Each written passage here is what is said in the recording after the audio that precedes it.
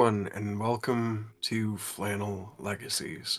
This podcast is made by myself, CyberJ, and my friend. Garvin Kasul. Yes, he's an Icelandic, beautiful specimen of a man, and we both could not have any different backgrounds. I am from the far lands of America, in the south of America. He's from, well, the northern north of Europe.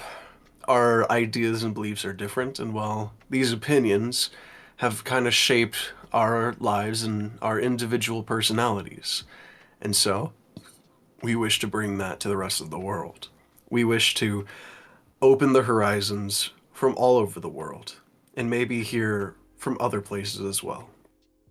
So please, sit back, relax, grab a drink, maybe just put us into the background, and maybe, who knows, you might find that you either agree or that you find us to be entertaining in some ways. But that brings into a good topic of things that we know but are individual to, well, each person, such as our professions, our skills, our proficiencies, if you will. For if you're a D&D nerd, proficiency is a common term for whenever you're good at something, whenever you have a high skill trait in that specific field. I myself am a D&D nerd, as well as my buddy Garwin here. Yep. And I would say that proficiencies, they're not something that is very common to find. You actually have to dig deep into each individual to find them, such as my own. When I was young, I thought I was a geek and a nerd. I mean, I still am to this day, but I would say that my biggest proficiency is that in working with my hands. I'm very good at woodworking. I really enjoy it. I was an electrician for a small bit of time. My skills in that field are there because of my father and my grandfather, who both worked as electricians, funnily enough. Uh, Both were the kind that worked out in the fields. They worked construction sites, and slowly but surely, I grew to being the same way. I grew up in that kind of work environment, and I knew it well enough to renovate my own home. And so, that brings us to today, where we can discuss that and what professions around the world could change everything, what have changed, what is and what was, and what can be. So, Garwin, Hmm. my question for you today is thus. What skill, like what trade, if you will, from the past, which one do you think would be more valuable today than it was in its current time? Or what skill in, like, say, the 13th century, so in 1200 AD, what do you think, like, what trade, what skill, what job was alive back then that died over the ages but would be very, like, profitable or needed in this day and age? Now that is a hard one. Yeah. Huh. Well. Oh shit. Well, it would probably be a variation on the cobbler. Not Mm, exactly like it, considering we're dealing with a lot more different things these days. yeah. But someone who could do a little bit of everything, going from town to town, offering services, could make quite a profit. It's funny that you say a cobbler, because in my mind, I was thinking the exact same thing. No, Nice. the art of shoemaking and the art of fixing someone's shoes, Hmm. Personally, to this day, I like my current like everyday tennis shoes that I wear everywhere. Mm, I've had them for the past 4 years now. mm, I'm not looking to get rid of them. I've taken care of them. I have made sure that they have lasted, yeah. literally by cleaning them, washing them, making sure that anytime I scuff them, I brush it out. I try to keep them as clean and workable as I can. Mm, Every once in a while, I'll find a hole in the sides and I'll stitch it up myself. yeah. But a lot of people, they see shoes and they're like, oh, we can just throw those away when we outgrow them. But if memory serves correct, cobblers didn't just make shoes, they adjusted them. Yeah. Like, they would either extend them or widen them to fit the person's foot. And some people would go a lifetime using the same shoes made by the same cobbler. Yeah. It is like I do agree. It is a profession that has died out sadly, which personally I feel as though in today's age, especially with our current stances on trying to save the planet, reducing, reusing, and recycling, I feel like the cobbler and shoemaking and adjusting it, that would be like monumental towards, you know, that the whole clean planet It really movement. would be. Like, for example, like in a year, like I don't have own a lot of different shoes. Like I'm the type of guy that if you give me a pair of shoes and if it's at least somewhat water resistant, I'll wear it all year round, even through winter and summer. Like Oh yeah. like in a year, like when I went to work at my father's place, I got some steel-toed boots. They're heavy, sure, but I wore those shoes year round. You know, even if I wasn't going to work, even after even after on a year, even after I went from that work to another, I still wore them down to my new work, and whenever I went out, it's just they were. I never really got wet in them unless snow got like into the boots and I didn't stuff my pants over the shoes properly. And even then they dried out quickly. And sure, they might have maybe been heavy, but after like a year, after like a couple of months of wearing them, I didn't notice anymore. But well, I mean, people started complaining about the fact that I was wearing steel-toed boots all the time, like my mother and whatnot. Like it's just, and you see, kept worrying about how heavy they were and all that. And then others, some of my siblings, like they're kind of ugly. You should get some new shoes. And I never saw a reason for it, but then they ended up giving me new shoes. So at that point, it's like, it's a gift. I gotta wear it. Yeah. Yeah. Like the only reason I really stopped wearing my old shoes is because the shoelaces on those boots. I wore the shoes so much, the shoelaces have snapped on both of them. Ooh. Yeah. And I have not found a replacement yet. Mainly because I haven't looked properly, because I'm too lazy. Yeah. When I will say that my own work boots, I actually have them next to me. Mm. Um, I use them quite often. Literally nowadays just to do yard work. Mm. If ever I'm working out in the garden, fucking slap on my work boots. If ever I'm going out into my pop's garage and I'm gonna be helping him with some cabinetry, freaking slap them on. If ever I am going like out and I know I'm probably gonna like get like on my hands and knees at some point, Mm. put on my work boots. I will say, are they comfortable? No, they're not.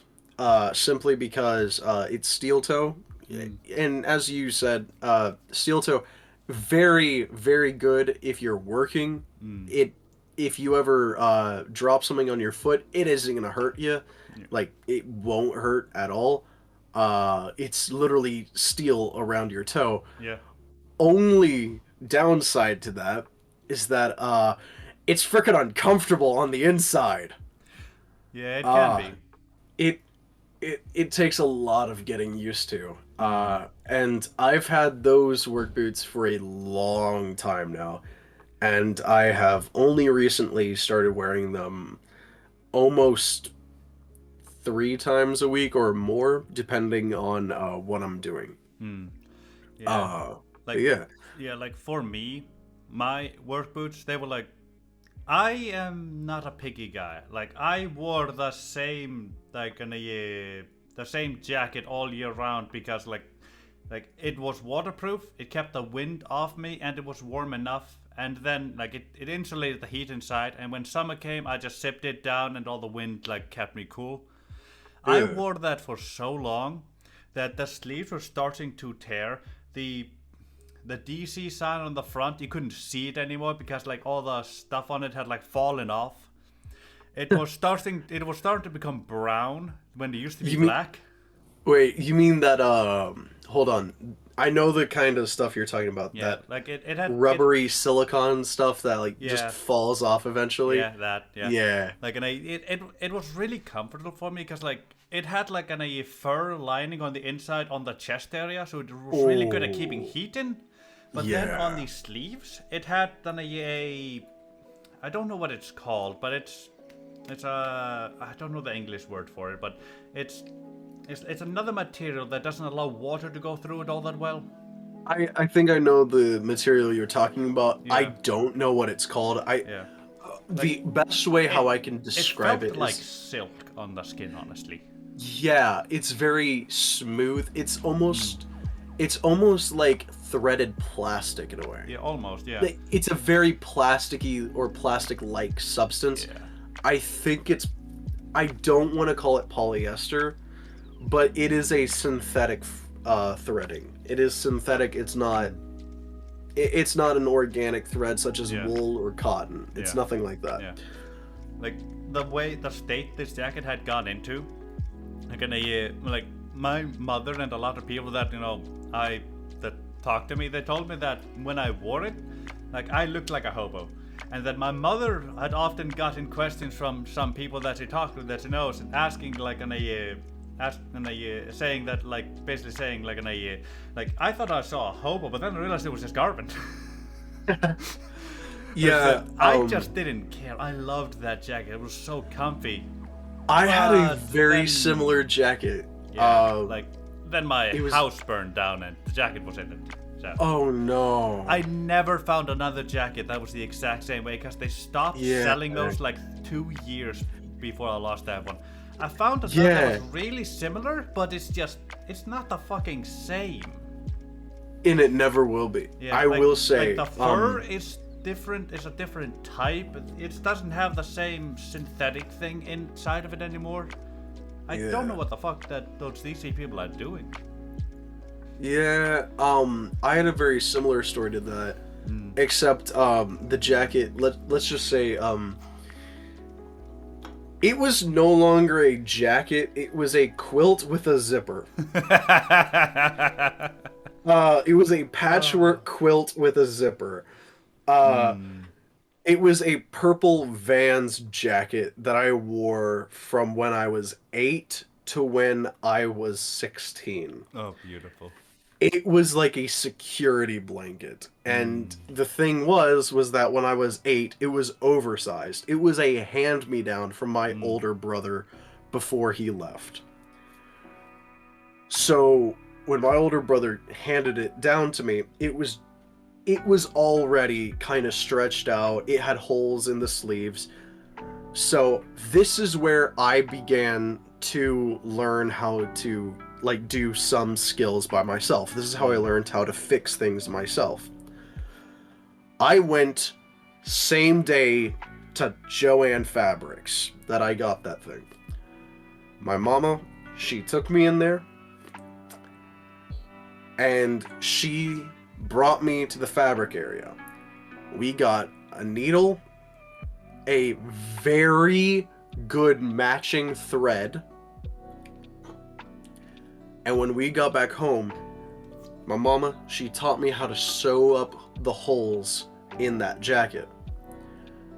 To this day, I still sew holes in, like sew up the holes in my clothes. I never like throw away a shirt because it just happens to have a hole like around Mm. like the armpit or like around the hem of it. No, Mm.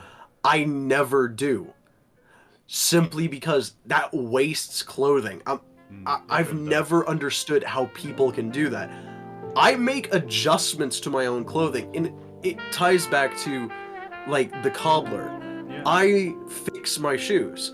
I try to take care of them for as long as I can. Mm. I feel as though, especially with Western society, we have created a consumable culture. Mm. And by consumable, I mean everything that we make now, you throw away when you're done with it. Yeah. We have that with plastic bottles, plastic straws, our freaking clothing. Whenever you're done wearing it, you throw it away. Nowadays, all across America, I'm seeing donation pop-ups just come up here and there. And I think that is excellent. Oh yeah. But then they say you can't have holes in like the clothing. And I'm like, okay, great. I don't have holes in my clothing because I patch it all up. That's wonderful. And when it comes to donations, they make it so arbitrary. And it's why I believe tailors and cobblers and the people who actually made the adjustments, who patched things up, who made the clothing designed specifically for the person who was meant to wear it. As in, they took measurements of the body. I feel as though Western society is missing that nowadays. They're missing people who know how to make an adjustment. I remember home ec in high school, and it didn't touch upon nearly anything of what I was supposed to learn. Like, I'm gonna be honest, I never learned how to like use a laundry machine or a washing machine and a drying machine. I never learned how to use those. I still to this day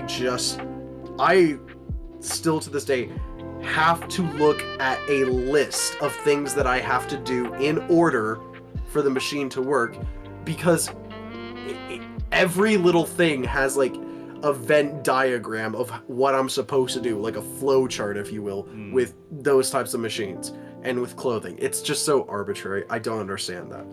Back on point though. Everything in this society that we have, like you and me, I feel like we're very similar in that when we get something, we hold on to it. And that's not to say that we hoard things. Like, we're not hoarders. We don't keep garbage. Garbage, we know to either throw away or compost or reuse it in some way. And when I say reuse, I actually mean reuse, not just set it down somewhere and say, I'm going to save that for later. I'll find something to do with it. If we don't have something to do with it in that time, we just either completely discard it or we use it right then and there. Yeah. But that's what I'm Like, going at. Yeah, like we're very similar in that when we get something, like you said, we use it. But we are also different in the fact that you actually know how to take care of and fix your things. I don't. So I wear whatever I'm given, or like my shoes or clothes. I wear them until I literally can't anymore.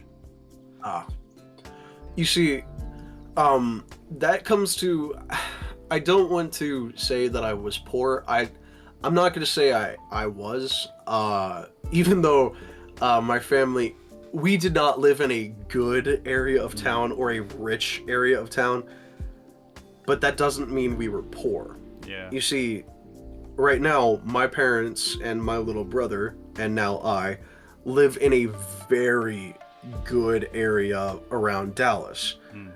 And when I say good area, I mean the suburbs, not the ghetto, not the hood, nothing like that. No, we live in a suburb, in a nice, clean area.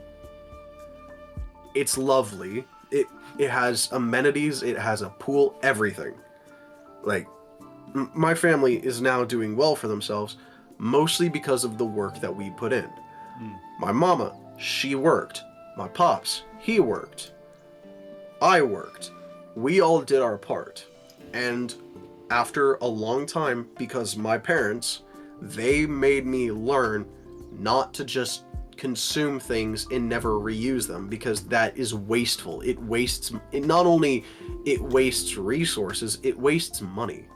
Because to buy something brand new after one thing is just worn down a little bit, that is literally the definition of a consumerist society.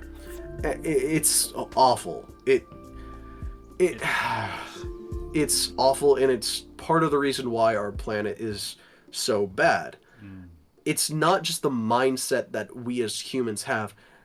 Have you ever heard of the Coca-Cola recycling campaigns or the Crying Indian campaign that Can't happened here in America? can't say I do know.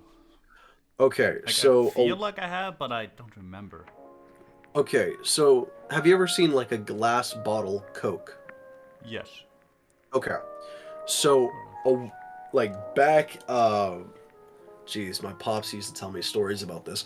That he and his friends, uh, they would literally go over to the interstate, in Oak Cliff, and what they'd do is they would go and pick up, soda, bottle caps, and they would then go off and take them to a soda shop, and they would cash those bottle caps in, and it literally the person gave them money for the bottle caps. Wait, I remember doing that as a kid.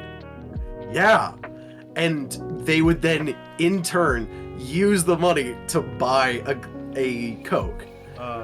And I'm just sitting there like, that is incredible. Like and then they're like, turn in the glass bottle and the bottle cap, and you get money back. Like, that right there shows two things. One, that I'm sorry, but boomers and Gen X, they are not the reason. They are not the reason this planet is so polluted. They're not. No. It's like personally, I'd say the reason the planet is so polluted is because of information that was gained too late. And then Yes. we tried to fix it. Because as Yes. soon as we got that information and it was made public, people made attempts to fix it. It was Yeah. you can't blame a previous generation for information that didn't exist. Yeah. Or they just didn't have the know-how to essentially gain that information. But I will say this. When it came to nowadays, we now have plastic bottles for all of our drinks. For sodas, for water, everything is in a plastic bottle. Wait, you don't have glass bottles in America? Oh no, we still do for certain things, except many times they cost extra.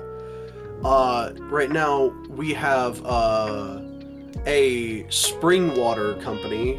Oh jeez, I forget its name. I think it's either Topo or Toko, something like that. I don't like it. It bothers me that that a brand can sell water in plastic bottles on Iceland. We are like the number one source of clean water in our hemisphere.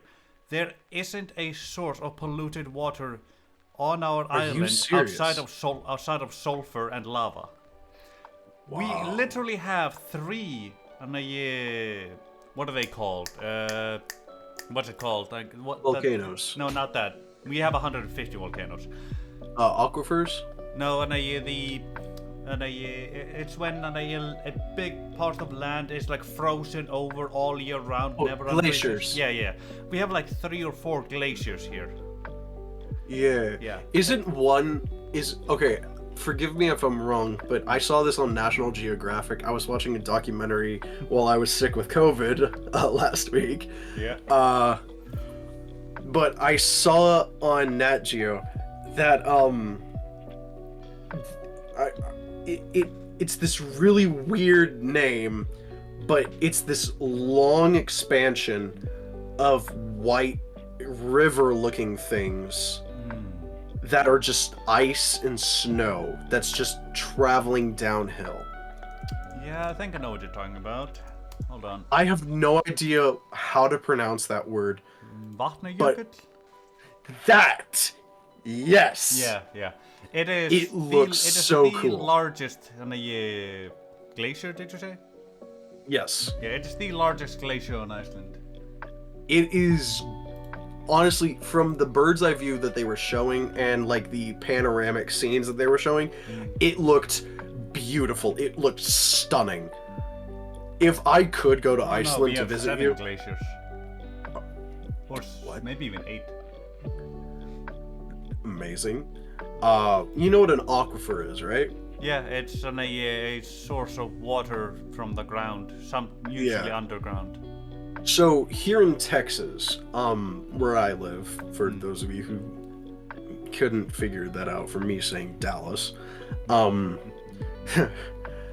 a lot of our water comes from our man-made reservoirs. And by man-made reservoirs, if you don't know what that is, it's a man-made lake. And you may be asking yourself, how the hell do you make a man-made lake? A bunch of Easy. shovels, enough time. No, actually. What you do is you build a wall and you keep in all the water. That's another way. I'm worse We too. dam up rivers, and over the course of years, water accumulates right inside of that dam, and after a while, a lake forms. And though that is what a man-made water reservoir is. Here's the thing, a lot of our rivers are fed by freshwater springs, which come from aquifers.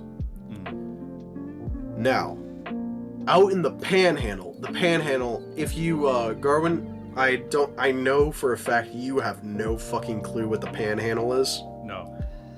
Okay, have you ever looked at Texas? Like the shape of Texas? A little, yeah. Okay. Not recent. You know that stick that hangs off of it to the far north of us? Yeah. Yeah, that's called the panhandle. The reason why it's called the panhandle is because you know a skillet, right? Like a cooking skillet? Oh, yes, The thing those, they yeah. put up, like a frying pan? Yeah. Notice it's the panhandle. It's the handle of Texas, because Texas, the meat of it is the pan. Yeah, that's the reason why it's called that. Oh, that But makes out sense. there, in that area, if Garwin, you live on an island country, you know mountains and you know little rivers, little valleys, little nooks and all that. But a lot of your country, from what I remember, is hilly. It is very mountainous. I only like 20 to 30% of our nation is habitable. Yeah. It's a lot of mountains and the hills and stuff like that. Let's just say the panhandle of Texas, it is the most boring place on the planet. Have you ever heard of a toldrum? I don't think so. Okay, it is a place, it is an actual thing on this planet, and it is terrifying. It is where the water on the ocean is completely still. It is flat. There is no wind, there's no current, there's no movement. No. That is a toldrum. It is the scariest thing on the planet. Yeah, I think I know what those are. Because when you get into one of them, you cannot get out. Yeah, that's what I thought it was. Unless you are paddling out of it, or unless you have some form of propellant to your waterborne vessel. Yeah. Now, Those things the scare me. panhandle is flat, just like a toldrum. It is flat as far as the eye can see. Here's the thing. There's no rivers out there. There's no water out there. Yet out there in the panhandle, people live out there. And they get water out there. If you want to know how, aquifers. Because out there, they're sitting on one of the largest aquifers in Texas. And what they do is they drill down into the earth and make a well. And what happens? Well, people live out there because it's away from city folk like us. It's away from everything else on this planet. And they enjoy that life. They have the land, they have whatever else is out there. I have no freaking clue. I'm not a country boy. I never claim to be. I live in the city. That's it. I'd love to be a country boy, but I'm not. And honestly, I doubt I ever could be. But let's just say,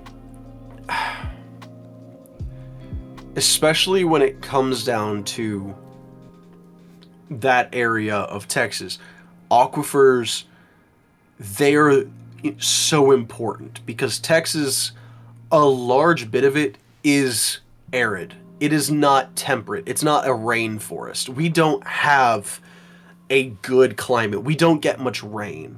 I've told you several times, it is hot down here. It is like, we literally have an entire area of Texas called Big Bend National Park, which once may have been an ocean, but now it is a desert. A large area of Texas is a desert. And people are like, yup, that's normal. The other side of Texas is a wooded area. It is arid woodlands. Not temperate forests, arid woodlands. That means patches of trees here and there in between grassy knolls that are dying because there's no water. Yet for some fucking reason,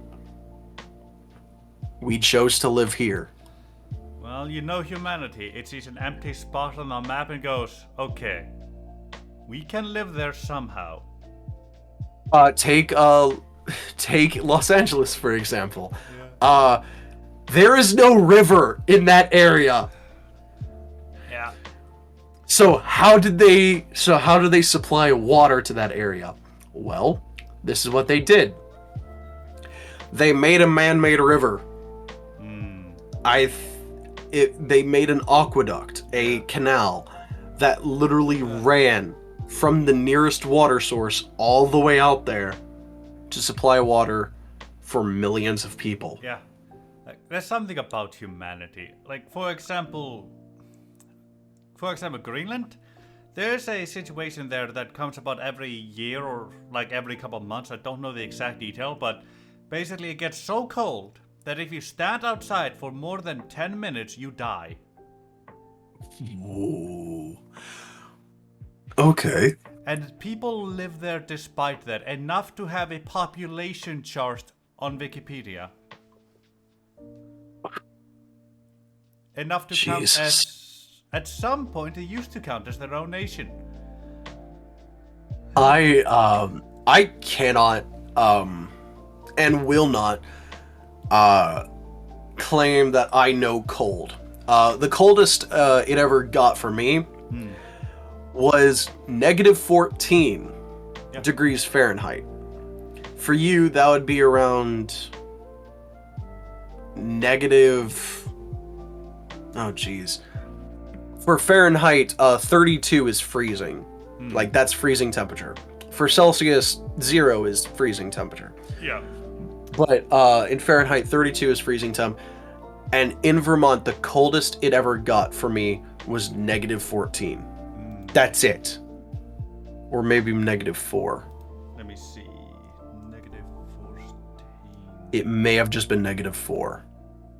I know it was a negative, though. And it had something to do with a 4. I know that for a fact. Maybe it was 8. Anyway, Let's see. Yeah, that is minus 25 degrees Celsius. that's chump change to you, isn't it? I don't think I've experienced something that cold before. Then it was probably -4. Because if Let's I see.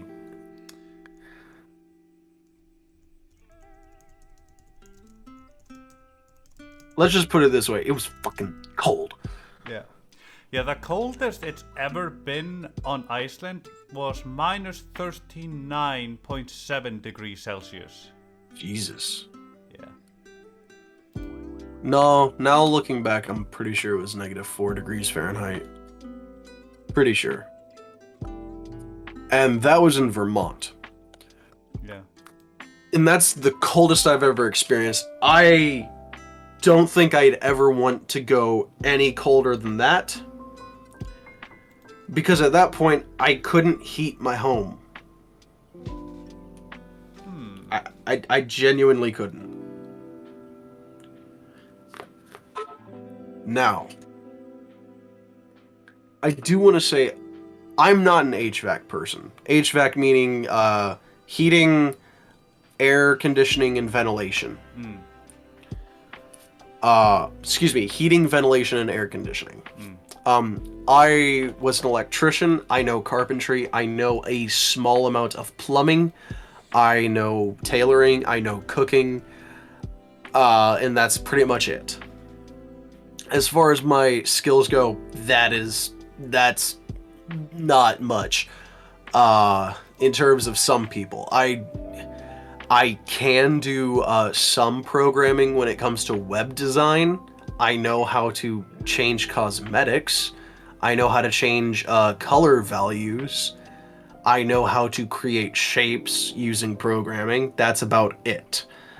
I don't know coding as far as most people do.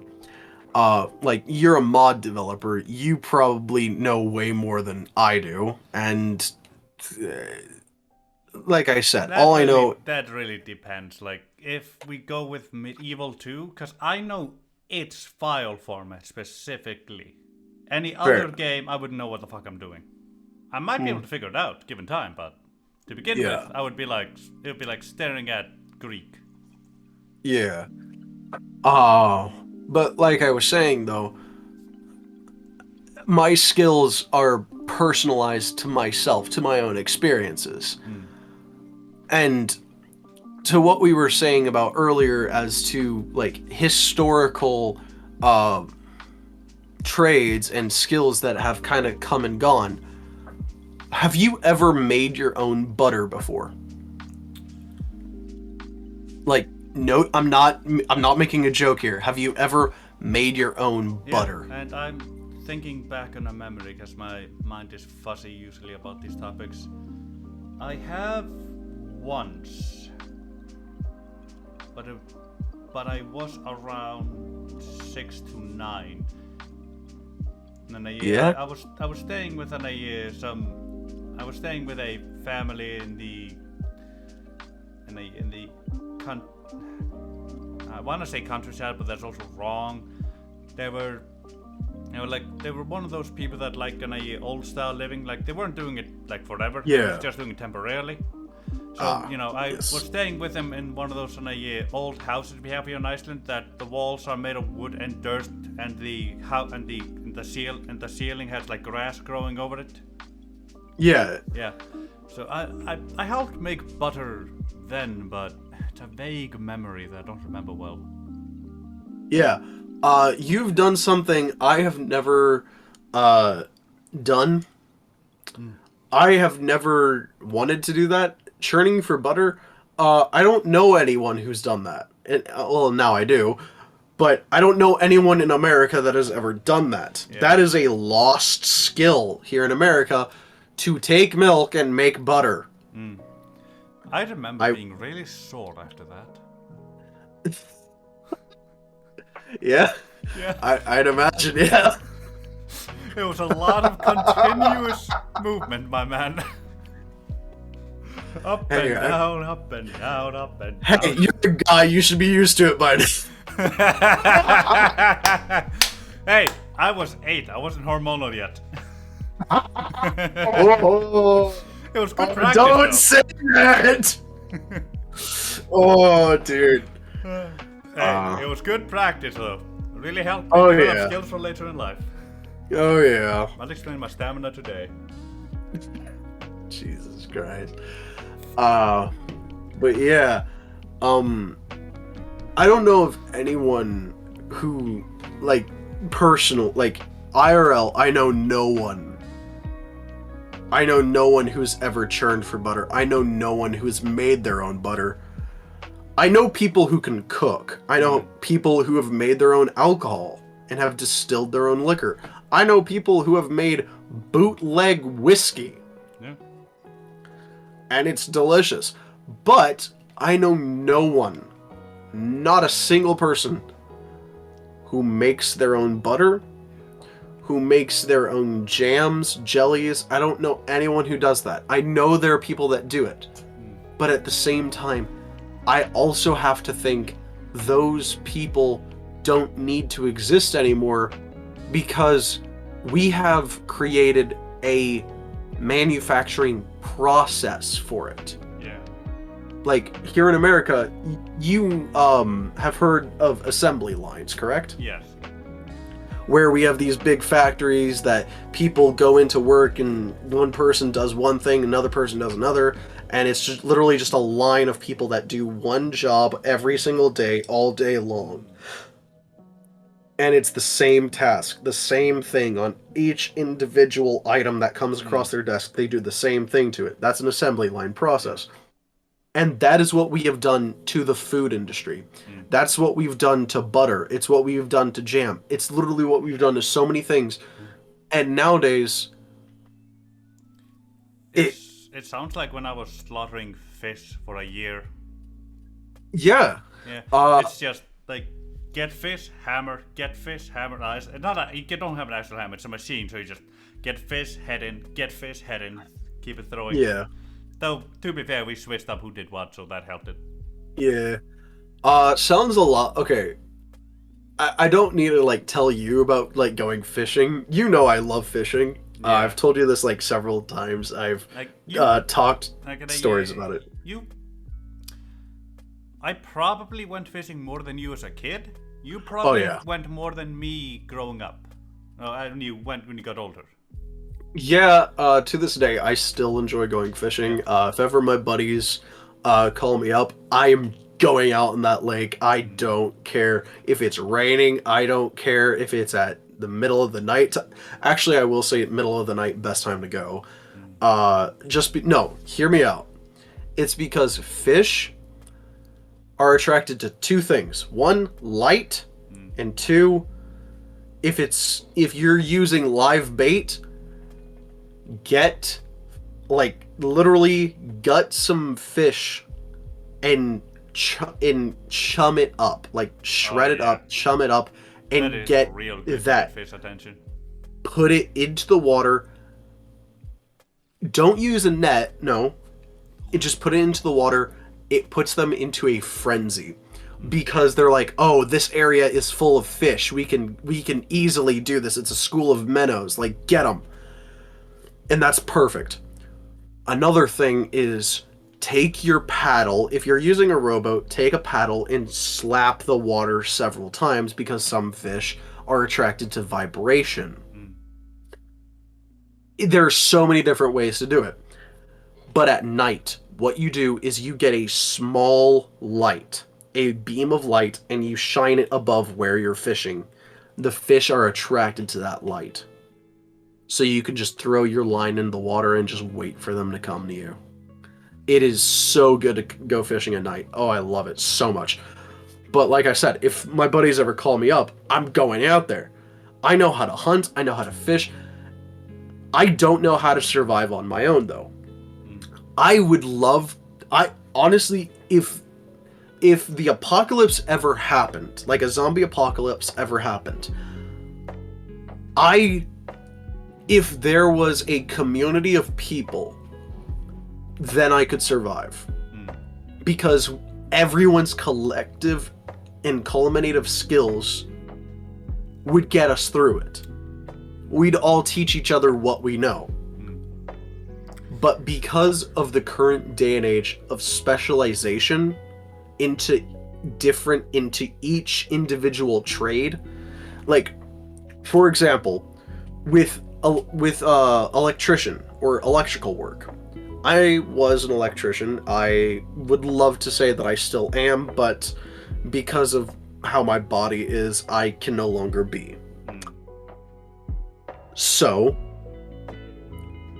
what am I going into now? I'm specializing in electrical engineering, which is the creation of designs for electrical networks or electrical circuits. Literally, I am designing the plans or architecture for electrical designs. That's what I'm studying. That's what I'm specializing in.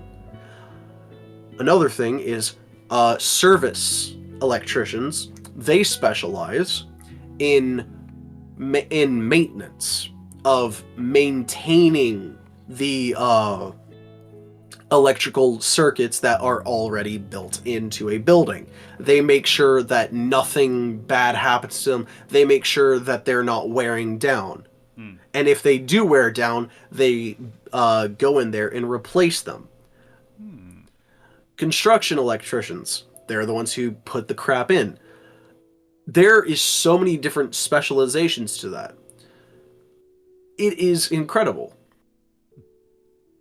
But that's what we have in today's day and age, is specialization. Yeah. Each trade, could I do the work of a service electrician? That's what I started out doing, and then they put me in construction. It took me a while to understand what the differences between service and construction, sure, but I still was able to do it because I had someone teaching me. However, to go back to the example of the apocalypse, if I was alone, I would not be able to survive. Yeah. Because I know how to do maintenance on my clothing. So if my clothes go out, like, completely, and I can no longer, like, maintain them, I don't know how to make clothes myself. Could I stumble through it and eventually get through it? Yes. However, I doubt I will still be alive to actually get really good at it and to become proficient with it. Because after a while, I'm going to have to constantly get materials because I'm going to keep fucking up what I'm doing. Yeah.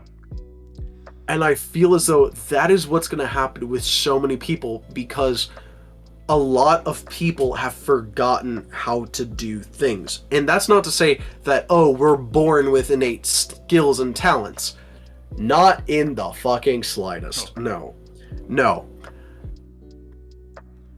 It is that as generations have passed, we have adopted new ways of life because it's more effective and efficient for that day and age, even though it doesn't help us in the long run of humanity. And I know that's easy for someone who's about to hit 30 to say, oh, the fucking kids, they don't know how to do bullshit. They're a bunch of lazy pieces of garbage. They need to go die. I've worked for my place in this society. I did my part. I'm about to retire and get my freaking 401k. Nah. It's easy. Down and tell them to get off your lawn. It's easy for me to say that because I've done the work. And I will say that the younger generations, I can't wait to see what they do, but at the same time, I hope that they don't become like us and that they actually try to go back a bit. They try to retrofit things and actually take trades that were in the past, like cobblers and tailoring, and they're like, hey, this could actually change society again. Because reduce, reuse, recycle, baby. Come on, let's do it. Let's reuse old shoes. Let's fix them up instead of just throwing them away. I don't know how many times I've seen shoes in a dumpster. Like, seriously, I don't know how many times. Because it's subconscious to me. I see it and I don't think about it. I don't remember it because it's mundane. It's every day at this point. There are landfills filled up with garbage, and a lot of it could be useful. We could reuse so much of that, but we don't. When it comes to like organic items, we could literally compost that and turn it into organic fertilizers. Does it take longer? Yes. Is it effective? Also, yes. It turns it into fertile soils. It turns it into fertile fertilizers in a way. And that would literally keep... When it comes to chemical fertilizers such as phosphorus or phosphate, or I don't know the exact word, a buddy came in and literally said, "Oh well, we'd run out of phosphate, and we need more phosphate." I don't know who was like saying that in one of the discords we're a part of, but at the time I was like, "Yeah, that is a problem, but that's for chemical fertilizers. What about organic fertilizers that work?" Sure, they don't work as well as chemical fertilizers, but they're... I remember talking with that guy, and when he brought that up, and he kept going on about phosphate and whatnot, saying how we're gonna be doomed without it. And I remember bringing up that if there's nothing now, we'll find something in the future, and I'm sure we'll be able to use something else. But he just kept denying it. And no, we need phosphate. We can't do anything without it. Which then brought the question of what the fuck did we do before that then? Yeah. And then I'm like, if I remember correctly, didn't the natives of America, didn't they use fish to fertilize the ground? Like, they literally chummed fish and planted it with their crops to fertilize the ground. Yeah. Like, heck, you could also just shit on the ground. Mark Watney, the Martian, come on! Learn from Matt Damon, let's go! I mean, we already use cow shit. What the fuck do people think manure is? Exactly. Like, hold on. I'm actually gonna look something up real quick. Like, guys, this is what we're supposed to do. Fertilizer. Okay, I'm actually gonna look this up. Fertilizer. Phosphate. Okay, phosphate fertilizer. Alright. Understanding phosphorus fertilizers, UMN extension, how commercial phosphate fertilizer is manufactured. Here we go. When producers pay special attention to managing phosphorus, it can lead to profitable crop production. The best way to use fertilizers to meet peak requirements changes with crop, soil properties, and environmental conditions. Great. Okay. Materials in how commercial phosphate fertilizer is manufactured. Rock phosphate is the raw mineral used to manufacture most commercial phosphate fertilizers on the market.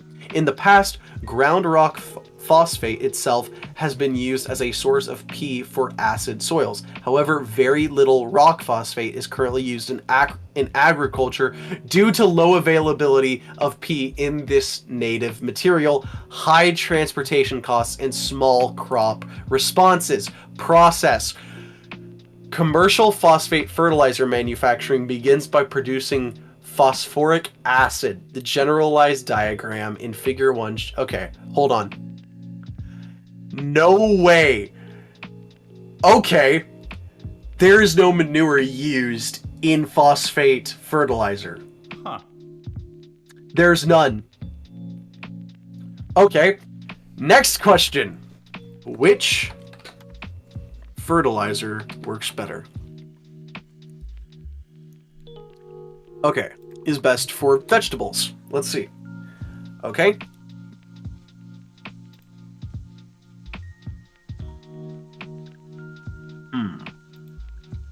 Okay, I don't need to know brands. I need to know... Alright. Hold on. Is phosphate good for plants? Phosphates are important to plants as they encourage root growth and so increase the uptake of other nutrients. Okay. For healthy crops and plants or lawns, first have an accurate soil sample test performed to determine what fertilizer you may need.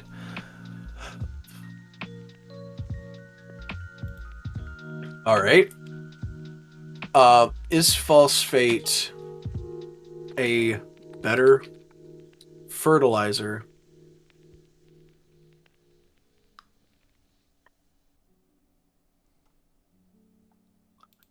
And no, I am not just doing this to prove one guy wrong. No, not at all.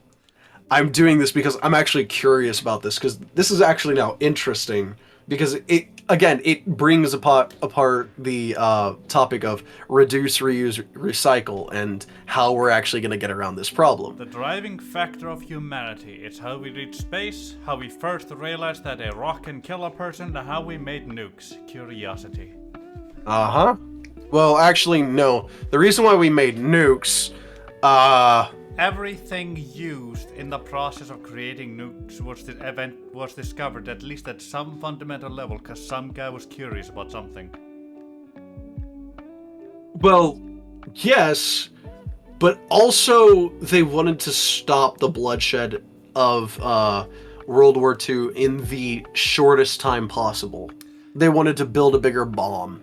That's Yes, literally it. but the reason they decided to test it anyway, despite the fact it might have potentially set the atmosphere on fire, which was hypothesized at the time and killed us all, was because on some fundamental level, they were curious to see if they could. That Okay, is here we go. one of the hardest driving factors of humanity. Curiosity. All right, so I did the research and here it does. Compost usually provides little content of phosphorus. Therefore, compost is usually not the best when seeking a balanced fertilizer for your garden that requires a lot of phosphorus. Adding manure to compost can increase its phosphorus content. So you don't need rock phosphorus. No. Compost is it's it, You just need enough shit. essentially, yeah. Which there's nearly 8 billion people on this planet. Yeah. We're getting close to 8 billion. Yep. I'm pretty sure we have enough sewage on this planet to make enough to feed like humanity for decades. Well, to be fair, if we only grew food from the with manure that we shed out, we wouldn't be able to make enough because a single person can't shit enough to grow the food they need to survive. But with all the other animals we have as well, it would work out. Oh, But also, definitely. harvesting it from the sewage system would probably be bad. Yeah, well, I don't know then enough again, about it's that to say. it's but, again treated with chemicals. yeah. Yeah, I would tend to agree with you on that. But what could eventually happen, and this is gonna sound kind of disgusting, but what could happen eventually is when it comes to manure and composting, the process could become that sewage companies literally send like raw sewage to like essentially a new form of job would eventually become available where sewage companies would then collect raw sewage and essentially I don't want to say this because it probably wouldn't happen, but you could literally pay people and buy their sewage essentially, but then toilet paper. You know the meme and joke of a crazed medieval shit collector? No. Yeah, I think it started because of an TTS when they made a Warhammer RPG thing. When I'm making a joke thing about it, there was a guy in there that was basically a crazed poop collector with a cart. It was hilarious. It came from there, and that might become an actual job. Hmm. I mean, honestly, like I was saying though, um, it could be because what essentially could happen is that you people could buy like other like citizen like an average day person's sewage essentially. Hmm. Again, this would force people to use a bidet instead of using toilet paper to wipe or to clean. Yeah. It would force people down that route, and for an American, I will admit bidets sound disgusting, but in terms of progress, in terms of actually moving forward and having everything work out, sure, Hmm. it it it, it would work. Theoretically, of Yeah. course. Like But yeah. another way that could help us, with the whole planet thing, would be like, cause you know how, how much land a cattle uses, even the ones in the factories. You know how much land that stuff uses, how much water that takes, and how much that fucks up the atmosphere. All right. Do you mind if I Before that, I'm just gonna finish my point so that you don't get the wrong idea. Like, I love meat. I am a meat guy. mhm.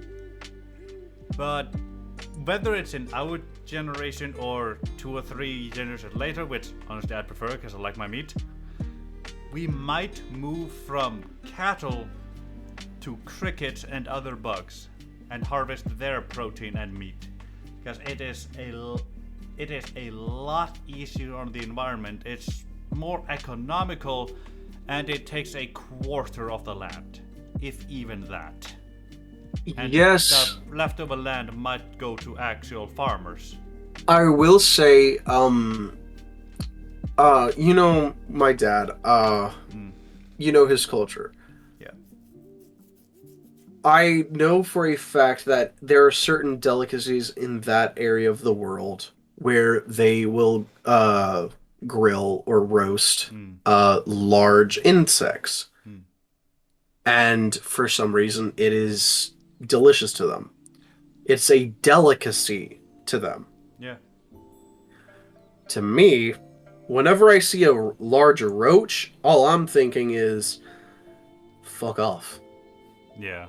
Get the fuck out of my get the fuck out. No. Yeah. Like freaking burn the house down. No. Meanwhile, um meanwhile, there's me. I just. Oh, hey, there's a little spider crawling in from the window. oh Eh, fuck eh, spiders. eh, I'm an arachnophobe and I will remain an arachnophobe for the yeah. rest of my life. Fuck Meanwhile, there's spiders. me who's just. At least I'll take care of the flies. I hate those more. Oh yeah. But in terms of cattle, just to say I With the size of humanity and the amount of meat we need, it's not sustainable. On a mm, smaller scale, it definitely is. But as in the direction we're heading, not so much. yes, but here's where things get freaky. And here's where things I agree, but also I need to point this out. Hmm. The reason why the meat industry is like it is today isn't because of the farmers who are doing it. It's not. Oh no, I never said that it was. Like I said, No. the land given over might go to actual farmers. The problem is actually with the places that's selling it and the Yeah. people who are processing it. That is where the problem begins. Not with the cattle itself, not with the land usage. Hmm. It's literally be the reason why there's so much land that goes to it is because they have to keep up with demand. And and they're trying to keep the supply up with the demand, and the demand is not coming from the consumer, it's coming from the provider, the stores. And the reason why they are in such demand is legitimately because they refuse to freeze meat. They refuse to freeze it, which makes sure it has a longer shelf life. Like, no joke, they will refrigerate meat, but not freeze it. And refrigeration only makes it last a couple weeks, not months. You freeze it, it can last months up to a year, and it won't spoil. Now that's with certain meats. Continue on. It is so incredibly dangerous to eat spoiled meat because you could get botulism, you could get any number of parasites or bacteriums that could just be harbored by ingesting spoiled or rotted meat. It is awful to even think about eating that. But that happens so much because of the refusal to refrigerate meat. It's why whenever I hear, fresh, never frozen beef, whenever I go out to get a burger or something, immediately I'm like, I'm gonna get it well done and as hot as you can make it. Because if I'm going to eat that, you better have burned all of the germs, all of the bacteria out of that. And if you freeze it, the bacteria, it won't grow. It won't cultivate. Instead, it'll either freeze with it and you can burn it then, or it'll die off by freezing. And again, the shelf life of that, it lasts so much longer, but instead, stores will just refrigerate it, and after a week, actually, in stores, in most grocery stores, the meat on shelf, it only lasts 3 days before they throw it away. Yeah. And if the meat has been on the shelf for 3 or more days, they immediately throw it out, and then they put fresh out there. And they do this nearly daily. And people are like, oh yeah, that's normal, that's daily. And they don't think, hey, why don't just freeze the meat? Because that's what we've done for so long. Like, it literally has saved so much money by freezing meat and saving it for later. It would literally cut back on the amount of cattle that is required to fill stores with the meat that is right there, because you're not wasting it, you're not just throwing stuff away. On top of that, grocery stores lock their dumpsters of food, because if you want that, like the food that's kind of gone bad or that has kind of gone a bit, it's not rotted yet, but it's just a couple days older than what they want it to be, than as fresh as it could be, they throw it away and lock the dumpster because they don't want anyone to get anything that they can't pay for. Yeah. That just shows you, and that's all around the world. That's just not here in America. That is all around the world. Yeah. That is scummy. That shows you the second driving factor of humanity, greed. Profit, yeah. And, and that leads to a situation like we currently have, where with grazing, cropland dedicated to the production of feed, it represents almost 80% of all agricultural land. That's just for cattle. Yeah. We're effectively using more agricultural land to feed the cattle than we used to feed ourselves. Yeah. And that also comes to a big part of why I am primarily a pescatarian. It's not like currently I'm not just a pescatarian just because I like this diet because it makes sure that I lose weight. No, it's also an environmental thing that I now see is a very big factor that I need to take more of a stance on. Like, I my stance on other things, and most of the time my party is not really with climate change and all that. Yeah. We are. I will say we are. The other side just likes to slander us and says that we aren't, and that we deny it.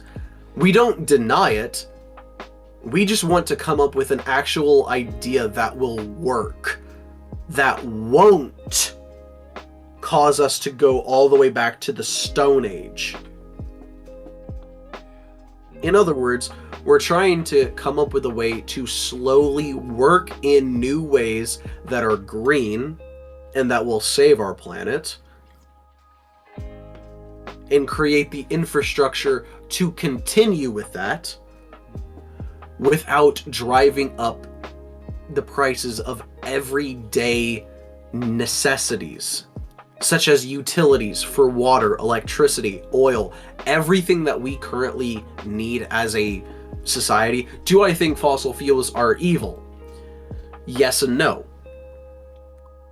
Do we need to get off of fossil fuels? Most definitely, of course. Like that alone, it produces so much CO2 into the atmosphere. We don't need to release any more carbon into the atmosphere. It's a finite resource. Yes, it's a finite resource, of course. We could use solar, but solar takes up a lot of space. Like, no joke, it takes up a lot of space to create a solar farm. And on top of that, it's only functional for so many times of the year. And on top of that, the resources required to make individual solar panels are insanely expensive. Yeah. And toxic to the I want to repeat this. Toxic to the environment. Yeah. So to you solar freaks out there that think that, oh, we can just immediately go to solar panels and everything will work out. If a solar panel breaks, 9 times out of 10, it is more expensive to have that thing fixed than it is to just buy a new one. Remember that ad for solar freaking roadways? Oh, God. That was such a horrible idea. It was, yeah. But because of people, it caught on, and then nothing came of it. Yeah. Which I'm glad nothing came of that. Oh, yeah. Sure. Maybe you could get away with something like that, like somewhere where the sun never fucking stops. But what are we gonna do? We up here in Iceland. Like, we only have sun for 2-3 months of the year. Yeah.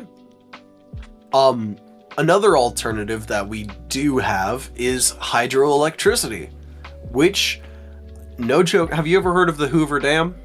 Yeah, it's very famous. Yeah.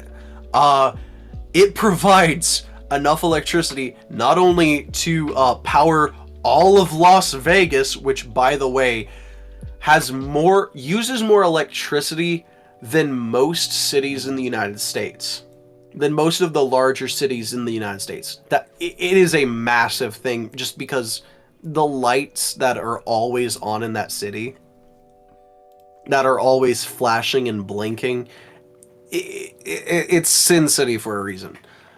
It not only powers that, but it powers a lot of the areas around it, from Utah to Arizona to most of the western seaboard. It powers so much. Yet, we have that power plant, and most of the other dams, even the man-made reservoirs down here in Texas, we're not using those to the same extent. Yeah, could we? Yes. Yeah, here in Iceland, 73% of our energy comes from hydropower, and the remaining 27% comes from geothermal power. We are almost 100% green. Yeah. But that's only doable here on Iceland because of the land. That's not doable everywhere. It infuriates. I will say, I am all for green energy. I am all for renewable energy. Yeah. But in our current state, we need to build, I'm not kidding about this. I am completely okay with electric cars. If I had the money, I would totally go out and buy myself an electric car. Right now, I wouldn't. In 10-20 years, I probably would. No, I'm not kidding. If I had the money, I would. Because... Yeah, but I'm just saying me personally. Oh yeah, yeah. For me, they've been in circulation for too short a time, and there are a couple hiccups with them still. Like, there was one that flipped over somewhere here on Iceland, don't remember where, and the fire department had to be called over and everyone evacuated around it because it effectively caught fire and was at risk of blowing up. Okay. Yeah, we might have old Now, ones though. I don't know what the new ones are. maybe. I'm not so sure on that. But with electric vehicles, it cuts out carbon emissions. However, you still need electricity for that. Yeah. Right now, we need not everyone on the planet can just instantly swap, excuse me, can just swap over to an electric car. It takes time, it Yeah. takes money. And And also, not to mention, like, if the entire planet were to, like, at the drop of a hat, let's say all oil thing just disappeared and everywhere was replaced with a green energy production, you would have vast swaths of the planet with no power. oh yeah. Like here in America, I don't like I'm not going to go in I'm genuinely not going to go into the politics of this, but we had several instances where we stopped producing our own oil. We stopped tapping into our own reserves for oil. Well, we stopped tapping into our own reserves for oil, and we are now buying it from other places, which literally has caused the entire world to kind of have gas prices skyrocket worldwide because America Yeah. and areas like it have cut off production of their own oil. This is something I'm against. Like I said, I'm against using fossil fuels, but I am also against halting production of power to essentially. The key to change is gradual change. Yes, we need infrastructure that is set in place and that is actually working way before we. Oh God, Like, we need before you can. I'm sorry, before you can travel 90 in a straight line, you first need to fucking build a road. You can't just go 90 on a gravel path. No, as soon as you hit a rock that's a bit larger than the others, you're gonna go freaking sky high. You're gonna become NASA's test in Lamborghini space travel. Like, Jesus and Christ. before that, you need the fucking car. Exactly. It's so arbitrary and so annoying that our world leaders, like currently, I don't care if you're Democrat, I don't care if you're Republican, I don't care if you're Libertarian, I don't care if you're I don't care what you are. I genuinely don't care if you're I don't even know what those mean, and I don't wanna know. I know. I don't care if you're independent. I don't care what you are. Everyone, I mean everyone on this planet agrees on one thing. One thing. We need to take care of our planet. And we need to change to take care of our planet. No one disagrees with that. I don't know anyone on my side of the political spectrum that disagrees with that. People say that we disagree with it. We don't. I don't know anyone who does. The thing that we disagree with is the implementation of change. What I disagree with so many of my friends, they're saying, oh, well, we need to create a new fuel source. And I'm like, okay, what are you thinking? Biofuel. That still, it still would produce CO2. And they're like, well, everything's going to produce CO2. And I'm like, you're not wrong, but we still need to limit the CO2 production. And they're like, okay, let's work on that. Here's my idea. And hear me out. I know that in a lot of the world, it is highly demonized. However, Power? yes. Yeah, it is the future.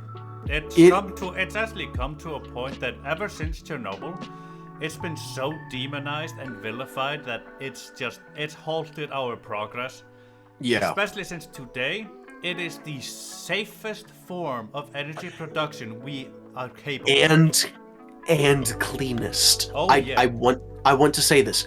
We have now, as a society, as humans, we have gotten so good at dealing with radioactive waste and reusing it. I'm not kidding. Reusing it. Yeah.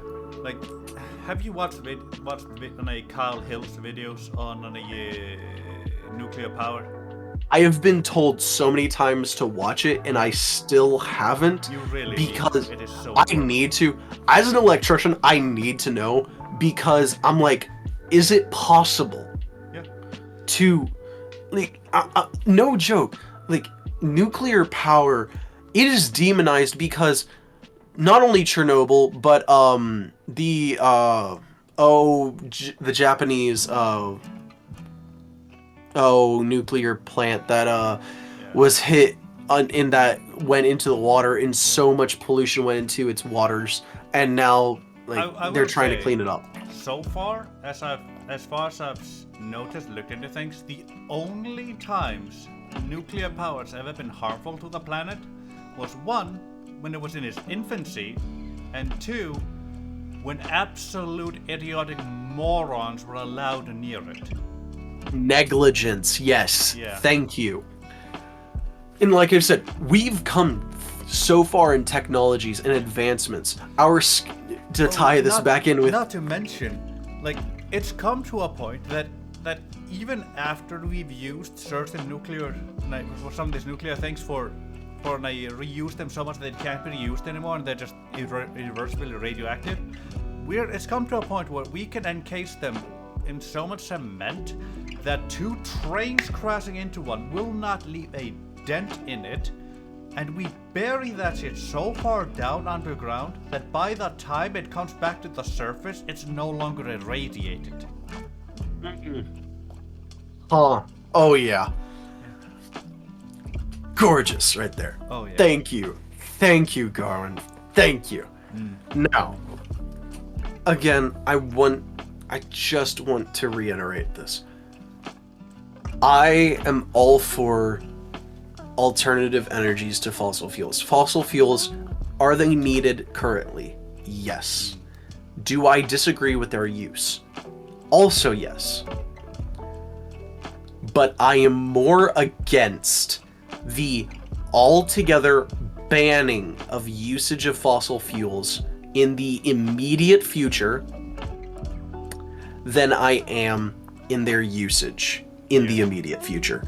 Because, like we said before, the best change is taken gradually. We need to build infrastructure, such as new pipelines, new power lines. We need to create new power grids that actually can handle like different types of strains. We need to be able to send actual energies. We need to be able to store power, like literally build batteries that can hold it, essentially batteries, or some kind of power storage system, and not just produce enough to just supply everyone with power. No, we need to be able to store power in individual buildings. Like, think of this: during a power outage, there wouldn't be a power outage in a individual home, because each home would have a separate battery. Yeah.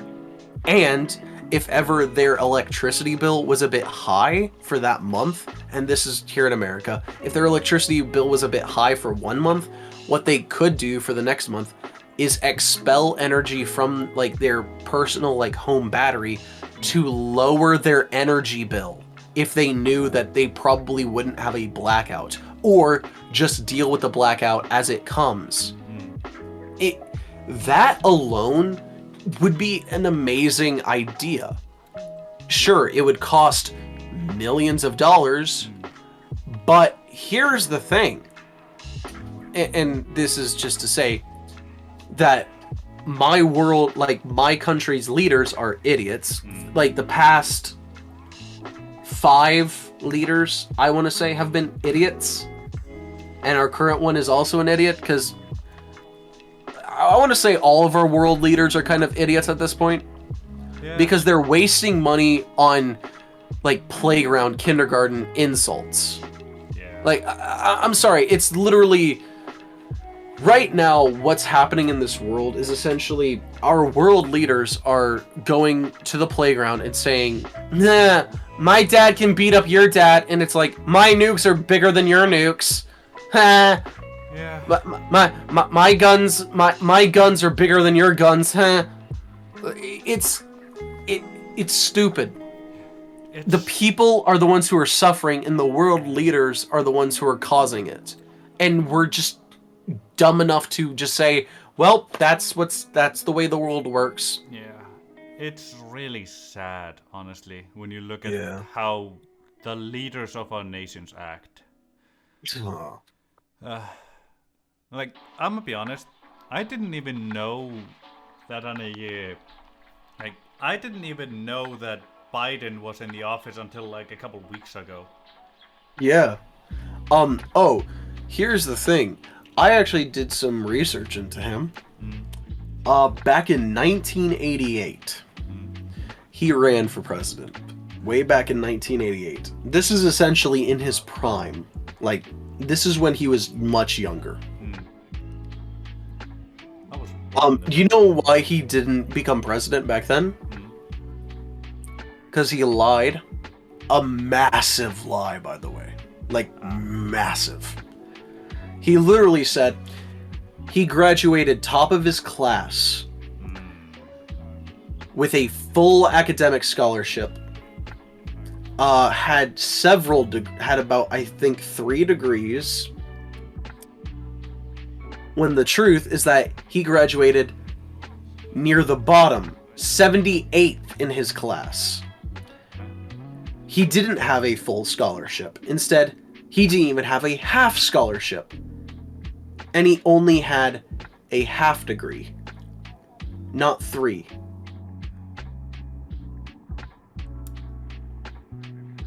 Actually, he might have meant middle school. No, he was talking about his college. Ah, damn. No, like, he literally said that on national television in a speech in his campaign days when campaigning to be president. Fuck. Even I managed to graduate college at slightly above average for my year, and I wouldn't trust myself to run a soup kitchen, let alone a country.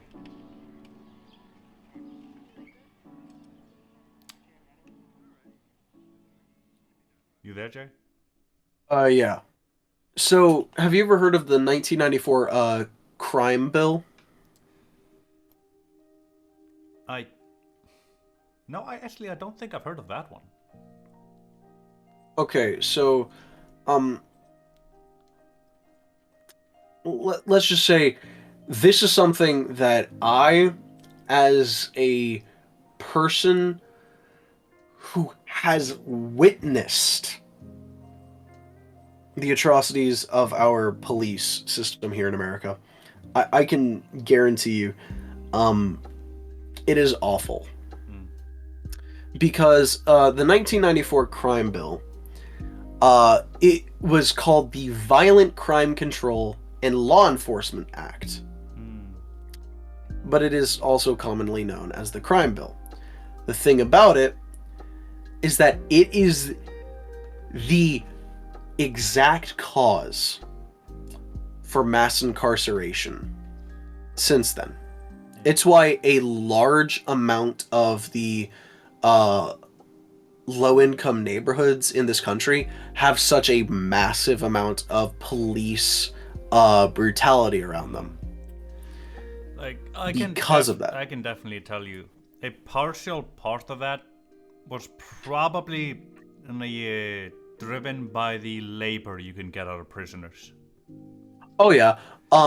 Guess who sponsored that bill? Biden. Oh, he was the frickin' flag bearer of that fucking bill. Like I will say, the There's a American the reason. American prison system is just modern day slavery put into a Yeah. light that the populace will accept because oh, it's just a guilty. Well, I'm Yeah. sorry to say, but It's not. throughout almost all of history, it was the quote unquote guilty that were the slaves. Like, for example, in the medieval times, the if your family wasn't rich enough to ransom you, and they didn't wanna, keep you as prisoner, and you actually had to work, you were effectively a slave, and you were a war criminal because you were from the enemy's side. You were Yep. captured. Yep. But No. nowadays, it's just like you broke a law you didn't know existed. Up, now you're a slave. Yeah. Now, like I was saying about the crime bill, though, there's a massive reason as to why my pops is against Biden. Because he remembers that. Yeah. He remembers his best friend went to prison and is still in prison for a non-violent crime. Yeah. Like, I will say, when the justice system works, it works okay. When Yeah. it doesn't work, it really fucks up. Oh, Jesus. You don't have to tell me that. I.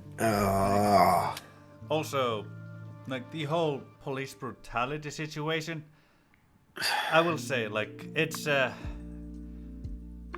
self-fulfilling cycle that I don't know what fucking started it, but Yeah.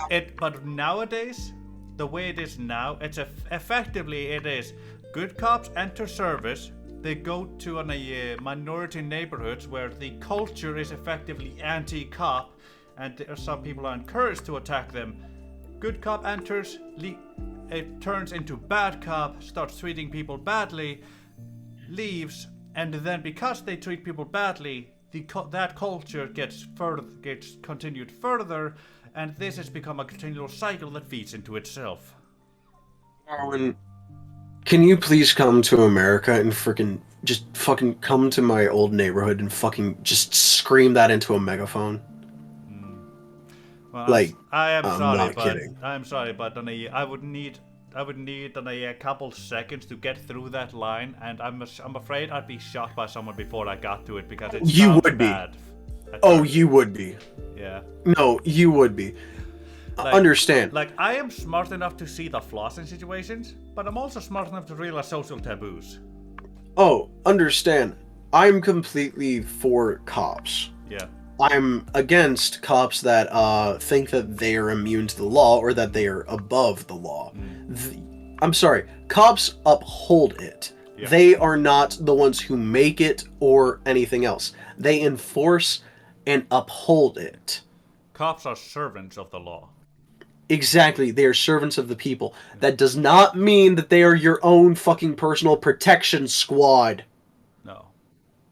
I feel like a lot of people, especially nowadays, they see something that they don't like and they're like, I'm gonna call 911 because. Like, No. just to clarify my point, I don't care how it started, because at this point, it doesn't matter how the fuck it started. But Yeah. this cycle that leads to bad cops being created because they go into these crime zones that then, because they become bad cops and stay there, they then further the hate of cops, which leads to more cops going bad, and then the zone getting worse. Yep. It needs to be fixed somehow, because it's a perpetual cycle that has already almost led to. Well, we already had a situation where the police force was abolished for a while. Yeah. That didn't work so well. Yeah, Like, things kind of. Yeah, like, and it's really fucking sad because, like, I get the view from these minority communities, because like they really only see the bad cops, and sure they get a good cop that comes, like, let's say they get a good cop, like a couple good cops every year. Let's say that happens. I After remember year a couple, there, yeah. Yeah, after a year there, like and being treated the way they are, they're gonna turn into bad cops, which is then gonna lead to people in those communities viewing all cops like that because that's all the cops they see. And meanwhile, that's like 5% of the actual police force, but they don't see anything else. That's the only Garwin, thing they see. I do want to say, I want to make an amend to that statement. Mm. Officer Warren, DPD Officer Warren, never made it to detective, never made it any further than officer. I know him by name because he used to play football with us. I I, remember that guy you as a you kid. can't tell, but I have a smile of relief right now. He no, like seriously, he played football with us kids down in Oak Cliff. Like he went out there and like he got out of his squad car every once in a while, and it was literally at the time I didn't realize this. But when I grew up and became a teenager, my pops eventually told me the reason why he did that is because he wanted to make sure that none of us kids that were out there like got snatched away. Mm. Because at the time there was a like pedophile ring that was going around. Yeah. That he did that for 2 years straight.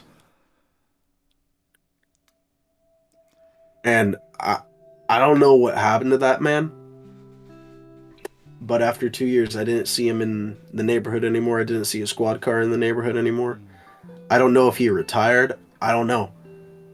But that man, he is the reason I have so much faith put into cops because when you're a good cop, you are a good cop. Oh yeah. There's nothing that the bad cops, they come in bad. Mm. They just try to No, they no. try to look good. When I say good cops go in, I mean like greenhorns with no experience that then Oh get yeah. shaped by the environment. Oh yeah. When you're a good cop, Yeah. you stay that way throughout your entire career. Mm. When you're new, you either become good or you're bad. Yeah. And that more so comes from the person who goes in there, not from the stimuli around them. It's the person themselves. Well, I Wow. will partially contest that point to a degree. Like I do agree with you very fully, but there is also a matter of human psychology here where No, you're like, right. You're right. it doesn't matter how good you are innately if the only thing you experience is hate, vitriol, and attack. You're not gonna stay good. Yeah, you're right. I mean, yeah, you're right. But just to say, ah, Officer Warren, I don't know where you went. I don't know what happened to you, but if you ever hear this, and if you are the Officer Warren, thank you for your service. And I still won't forgive you for throwing that ball at my eye. Oh, That's a story for another day. oh yeah, definitely. For all my for how clumsy I was as a kid and as a teen, and all the injuries I had back then. Like we said in a call earlier this week, I've sped run my life. You All really of, have. all of my trauma has happened in my younger years, and I can't wait for the most boring, mundane years of my life. I can't wait. Well, good news is, at least you've probably finished it all off. Oh yeah. Yeah, I will say though, like, it might be too late now, but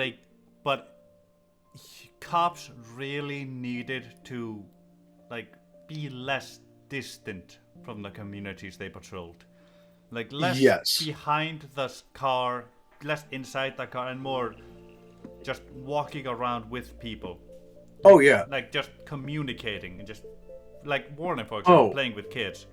Like maybe you couldn't do that everywhere, but maybe you could do it in like the in the neighborhood next door, and then Oh over yeah. years, maybe you could have eventually done it in that neighborhood then. But Yeah. it might be too late now. We might it might literally require a hard reset currently with how things are. Even with a reset, the Like stigmas of when law I enforcement. say hard reset, I literally mean like in a year. It's a it's hard to say in a short time because it's like it's a really complicated scenario, but Oh, of course. yeah, like you can essentially boil it down to like like a something similar to a revolution, but not quite like it, where effectively a lot of fucking trauma happens nationwide, and people are too traumatized or too scared to care about the old stigmas, and Yeah. that might be what is required for people to for in order to implement that method and get people to trust cops again at this point. Yeah. I do agree that like police, like I said earlier, with Officer Warren, that is the perfect example of what law enforcement should be. Someone who protects and serves his community and doesn't ask for anything in return. Literally, he did his job by having fun. By literally by throwing a football to kids that are in elementary school. He shaped our futures. Then again, my best friend went on to become a drug dealer, Yeah. but that's again story for a different day. I don't have time to go into that today. It also doesn't help that I've heard people say it's easier to become a cop than get a driver's license. No. Uh, like I don't know how it No. is in America, but like I feel like they were like I feel like they were pulling the whole on a like over exaggeration to prove a point. That is complete over exaggeration. Yeah. Completely. Driver's license. I failed my first like driver's license exam. A week later, I go to a different office. I made the exact same mistake, and they were like, "Yeah, you passed. Let's Oh. go." And it's like, okay. Okay, so yeah, Well, it law made sense. enforcement. It made little sense to me because I was thinking of driver's licenses here, but I guess not. Not in America. But like, um, over here, like law enforcement, you legit have to go through an entire like academy process. You have to not only get into good physical shape, but you also have to be smart enough to pass several academic tests to get through it. Like, I don't know where this whole stigma of. Have you heard of like the stereotype of like cops eating donuts? Oh yeah, that one. Yeah. That is a stereotype that's so ingrained into the public consciousness that it's even reached cartoons here. Oh yeah. At least it did back in the day. I don't remember seeing any nowadays. Whenever I think of cops and donuts, the immediate thought that comes to my head is corruption. That is what happens with a corrupt cop. It's essentially this big, fat, I hate to say the term, but fat, obese cop who doesn't do any work and essentially just is judge, jury, and executioner and doesn't care about their job. Actually, They've I believe the stigma around the donuts and cops, like the fat cop, that's a whole nother thing. lazy. But the whole stigma around cops and donuts, I believe that came about because of cops on night patrol, because the places that sold real good donuts were like the only ones open at the time, and so they ended up like what's it called again when you go to a place really frequently? Oh, frequenting. Regulars. Yeah, they end up becoming regulars at those places, and then like because like a lot of these places are open all throughout, and a lot of the times when cops are in the early morning or at night, The donuts are like newly baked and fresh. Oh yeah. Yeah. Yeah. Yeah. I feel like Um a lot of the stigma comes from there, and then the that was just associated with a fat, lazy cop. okay, speaking of donuts, Hmm. cuz this remind like I just unlocked a core memory I didn't realize I had. Okay, have you ever heard of Krispy Kremes? Feel like I have. Okay. So Krispy Kremes are a famous donut brand here in America. And the reason why they're famous is because they're delicious. When I was a kid, this like I'm pretty sure this was the very first donut I ever had. We had just okay, this is gonna make or break like this entire thing. You know I'm a Christian. Yeah. At the time, we went to church like every Sunday. And the thing is that on this particular Sunday, we got up extra early. And I was furious about this because I was young and I was like, I want sleep. So I don't know. I oh, I don't know where my pops got the money for it because he was very frugal with his money. My mama was too, but they didn't do this. They didn't go out to eat just any time. Hmm. I don't know if this was like a special occasion or what, but he wakes me up early. Me and my older brother and my mama, we all get in the car, and my pops drives to a nicer area in Dallas, and sitting there on the corner is this big red sign that says hot and fresh. And above it is a sign that says Krispy Kreme donuts. Oh yeah, it's the movie donuts. I go in, and they have this entire conveyor belt process line. And they have this vat of the donut cream, the glaze, the sugar glaze that goes on all of them. And there's this vat of it that they are dipping the donuts in. Sounds so good.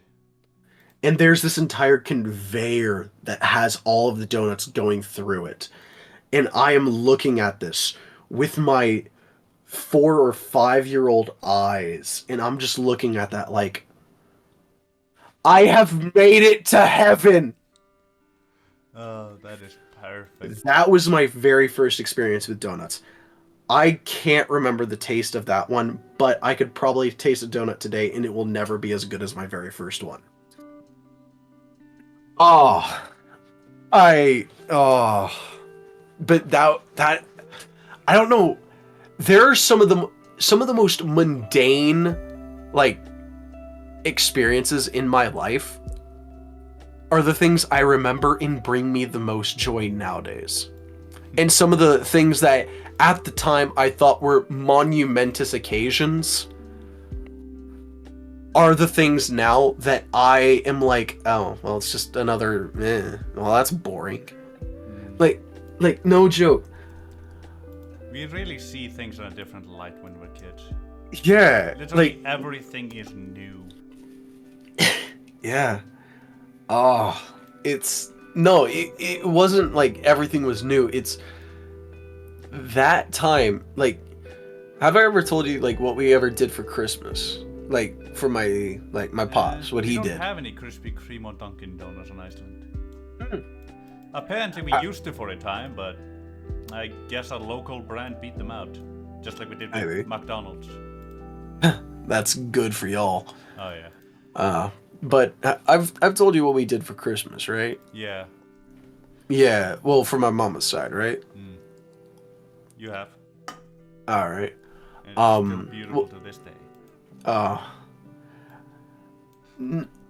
I know that we're going kind of over time right here, Oh, but that's perfectly fine. just to finish things off, so just with a bit of like personal experience, and for those of you like listening to this who can relate to this, This is something that is now ingrained in my soul. And at the time, I didn't realize how much it meant to me. But looking back older, and I'd like to think wiser, it, it means everything. Literally everything to me. So when I was a teen, I kind of got out of Christmas. I never really had that much cheer about it because my family, we didn't really exchange many gifts. We didn't, like I said earlier, my parents were very frugal. They didn't really buy things because they tried to save up everything to get us into a better area.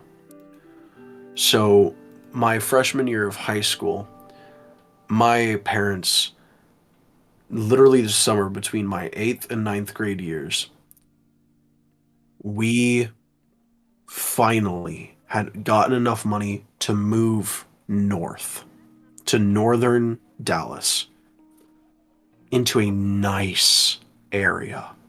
And when I say nice, I mean, like I said earlier, it was a suburb. It was nice. It is the same house that I am currently in right now. I am currently in my childhood bedroom, and I live here again because I need to save money. Like, I need to save money. It's fucking hard out here. Like, seriously, it doesn't get any better. Um, but as a kid, I kind of had gotten out of the Christmas spirit because it just wasn't that special of a time for me. Uh, it was a time for family, though. But that was it. It was a time to see family. Christmas Day was wonderful, but that time of year meant nothing to me. But my pops had just gotten a new car as well. And he was so proud of this car. It was pretty, it was pristine, everything. He made sure that that thing was washed and he made sure it was well maintained.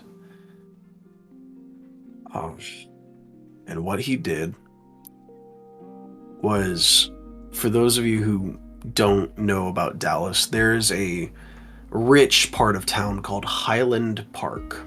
And Highland Park is where all of your lawyers, surgeons, and like important doctors live. It's where the rich people live.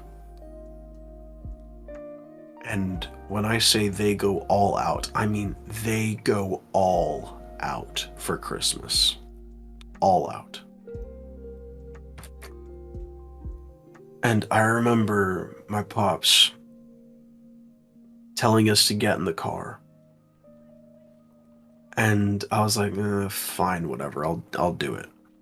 I wasn't really in the mood to do it. It wasn't Christmas Day. It was about a week beforehand, and I was just getting onto Christmas break, and I was like, I want to spend my time doing something I like. Except, no, I have to get in a car and go on a drive for no reason whatsoever. My pops brings us through Highland Park, and I spent just that time sitting in the car while my pops is slowly driving down the road. I look out the windows and I see not rich people. I see humanity. I see the lights. I see decorations for Christmas. And then I see a family gathering around their own table. They have the window, like the curtains in their windows, kind of drawn back. And I just see a family. And they're getting ready for dinner. And I remember seeing that they're exactly like us, humans. It wasn't money that separated us, it wasn't anything. There's nothing that separates them from us. Just because they had a bigger house and they put all like their money into decorations and everything else. No, they're still people. It's not that they got lucky, it's nothing like that. They're people. They have a different set of skills. They went a different route. Meanwhile, my family, both parents had to work, and that was to get us kids into a better school district. But ah, it it was beautiful. It was gorgeous. Uh, our it rekindled something in me at the time. Not only my faith in myself, but humanity. It made me realize how easy it is to get caught up in this idea that humanity is evil and that there's just some innate injustice in the world, that all humans backstab each other. No, we do. We backstab each other, but we backstab ourselves first by making us think that people are different. Like, seriously, the difference in skin color between me and Garwin, I'm white passing and I'm not white, but the difference in skin color means nothing. It legit means nothing. Our backgrounds mean nothing. At the end of the day, if I were to cut my arm open, I'd bleed the exact same as him. He's from Iceland, I'm from Texas, but we bleed the same. At the end of the day, we both came from the same genetic ooze that the universe had made. I may believe in God, he may not, but at the end of the day, we're still human. There is nothing on this planet that makes us any different from one another.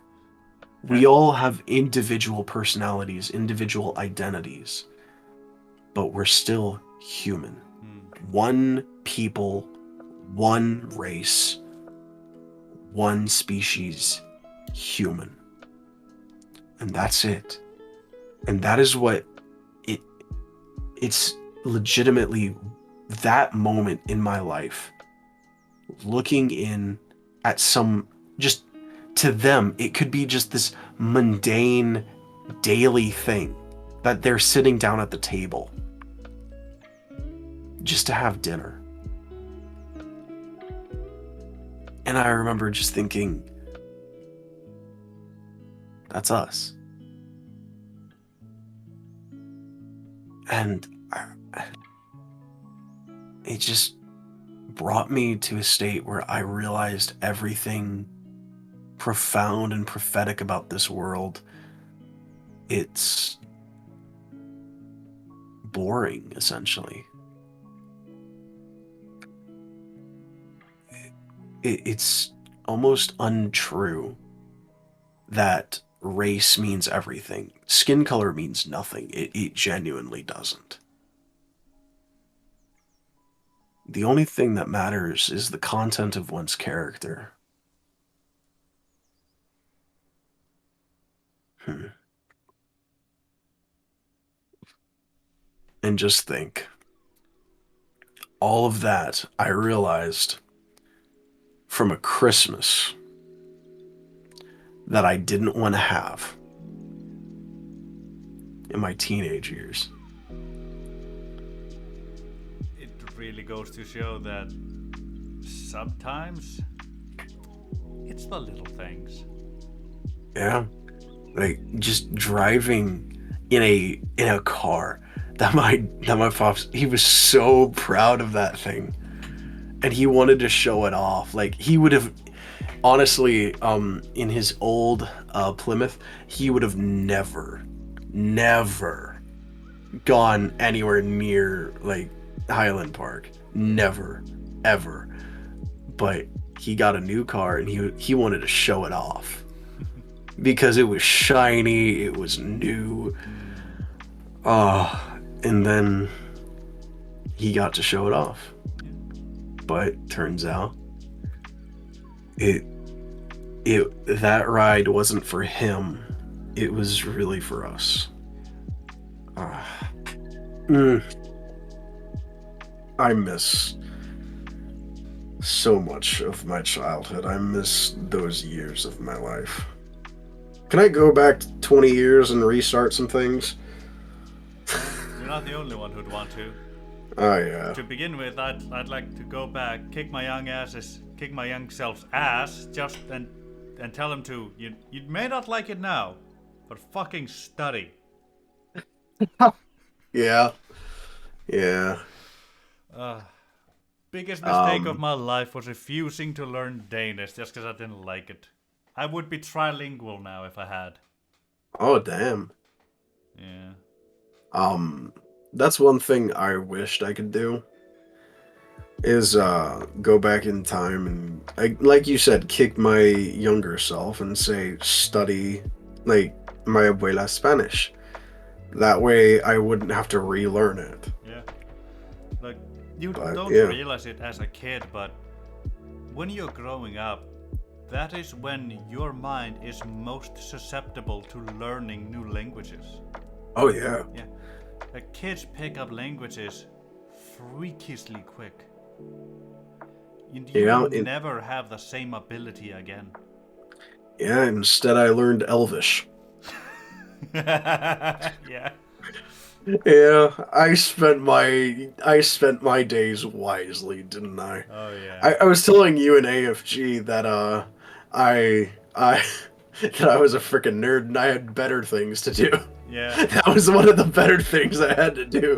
Learn For Elvish. me, I learned English because I kept watching TV and the cartoons that were on were always in English. I was just, what the fuck are they saying?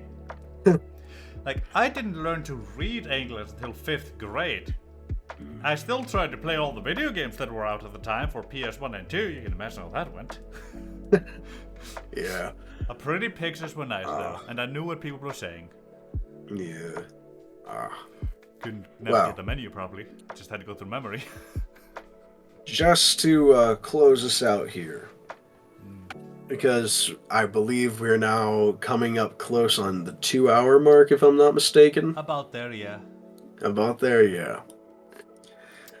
Just to close us out, everyone, most of our ideas and opinions are our own. Most of them. We genuinely try to keep these opinions as uncontroversial as we can, but in today's day and age, you cannot, and I repeat, cannot speak anything anymore without it becoming controversial. Yeah. The sun rising in the east is controversial. The sky being blue is controversial. Yes. There's nothing on this planet that won't cause discourse to happen. However, just understand that our ideas, thoughts, and opinions are just that. Ideas, thoughts, and opinions. These are not facts that we are spitting out here. No. May we reinforce our opinions with facts? Yes. May we say a few of them on here? Yes. Like earlier, I was talking about fertilizer and found out some things that actually reinforced my own opinion that compost plus manure could actually lead to a better fertilizer than phosphate rocks. Yeah. But I looked it up and went for the facts. I did a bit of research on stream, and I'll probably get off and I'll go look that up even more and try to learn more about it so that way in a future episode, I might know a little bit more about it. Garwin, I can guarantee that you have something to say. Yeah. At the end of the day, we're just two idiots in a hot tub. Yeah. 6,000 miles apart because we are gay. Let's go. Yep. It's beautiful. I know. All right. So, everyone, thank you for listening. This has been Flannel Legacies, and to quoteth Jim Carrey, if I don't see you by tomorrow, good morning, good evening, and good night. We love you all.